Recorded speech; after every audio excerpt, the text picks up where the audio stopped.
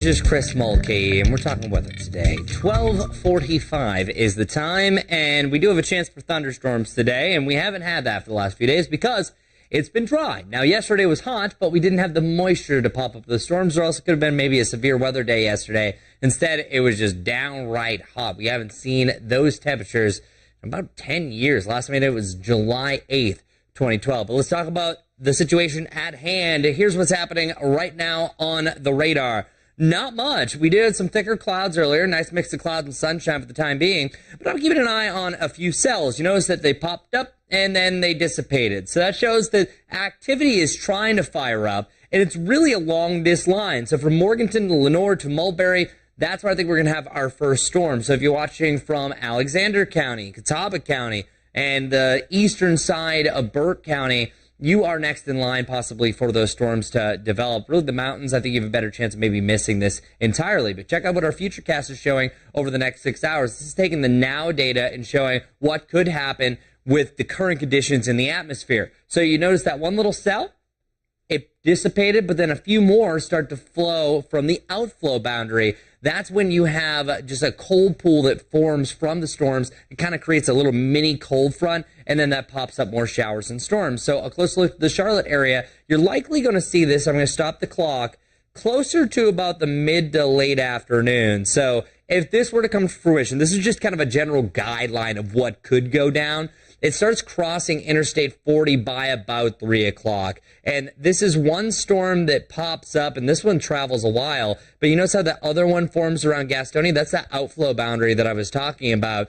That's the type of environment that we see. We see a lot of that type of setup, especially this time of year. But that puts it in the 485 loop, anywhere between about 4 and 5:30. So that's time to be weather aware because these type of storms can produce a lot of lightning. They don't last a long time. Maybe some small localized flooding. I don't think that's much of an issue. Dangerous lightning and then maybe some gusty winds associated with this. And it's all because of the dew points. Dew points, once they get above 65, whoa, boy, are you feeling it. Uncomfortable range. We've been rocking dew points in the nice range, which is the 40s and the 50s. Boy, did it feel great on Father's Day. So hopefully you enjoyed that. And to translate that to something that we all know in this day and age, emojis. A muggy meter of that oh no face. As I put it around noon, it's kind of like that Kevin McAllister just trying aftershave for the first time face because that mugginess is back. But whenever you have that mugginess with that rising heat to around 90 degrees, that's primetime storm fuel. So our storm fuel isn't off the charts. It's still in that low, medium, low range.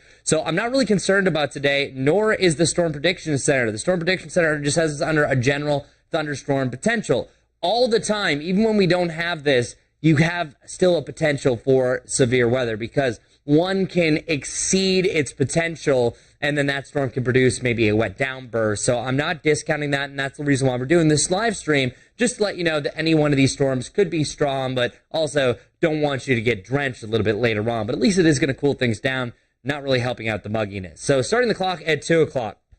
At that point, you're seeing a few cells. This right here, this model run is showing a few right along that line that I drew earlier from Taylorsville through Morganton, pushing its way to the southeast. First knocking on the door of the 485 loop. This is a different model run that I showed you before. So Charlotte, I think that your magic hour is going to be 3. After 3 o'clock, I think is your best potential. But it's individual cells. So there is a chance that maybe northwest Charlotte gets rain, but closer to Concord doesn't. Or Matthews could see rain, but North Charlotte doesn't. So it's very scattered is the best definition, that literally half the area could see these. But if you do see one, it'll be some quick, heavy rain and could rain up to a half hour to an hour, just all depending on how that sets up. Here's 6 o'clock. At that point, that energy that is first shown to the northwest of us should be south of us, and then we'll still have maybe a couple of leftovers. Areas that didn't necessarily see the storms could pop up a shower or two. Once the sun sets, and the official sunset time is going to be after 8:20 today,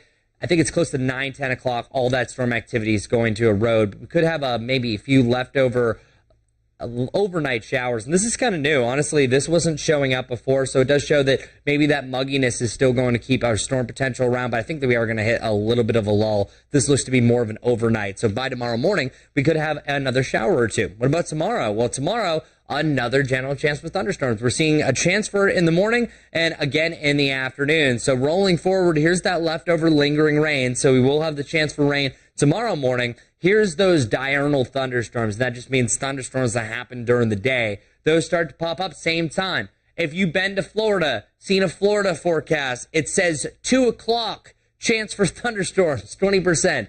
That's what we have. And we do that occasionally here in the Charlotte area. But yeah, we're back to that type of forecast that if it's hot, if it's humid, you're going to have a chance for a thunderstorm to pop up, and you know how that can go sometimes. And then overnight activity still possible on Friday night heading into Saturday. And then again, same story, pop-up shower and thunderstorm. But no extreme heat.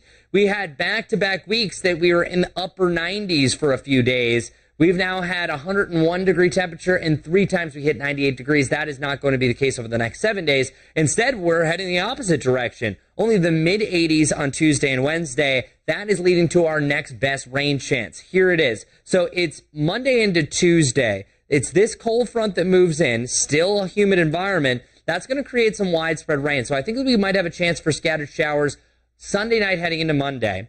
Widespread rain along this on Monday, again on Tuesday. That's also creating a lot of cloud cover. So this is technically a cold front, but it's turning into a stationary front, so it's not really moving all that much. So that's why we're seeing such a big cool down there. So just keep that in mind. And looking at the extended forecast, our 8 to 14 day outlook just has us as a lower end chance for above average temperatures. By the way, this map last week was all in the red with a 70 to 90% chance. So I don't think that we're going to be dealing with really that oppressive heat anymore. So some good news. And the last graphic I'm going to show you before I let you on your way, thank you very much for listening to me. Hopefully it wasn't too unbearable for you. Here is a look at the 10-day forecast. We're not completely done. The cool down is actually short-lived. I know that we only show you the 7-day forecast, but I like to show you the 10-day forecast when it's showing a telling sign. And this one is showing that we're wasting no time getting back into the mid-90s. So this year is trending a lot hotter than last year. The last 2 years, the hottest temperature received was 96 degrees. Over the last 12 days, we've gotten above that mark now 4 times. And day 10 is showing us challenging it again. And of course, we can get back to that mark. But in the meantime, business as usual, as the Carolinas do. I'm meteorologist Chris Mulcahy. Thanks a lot for joining me. Have a great day.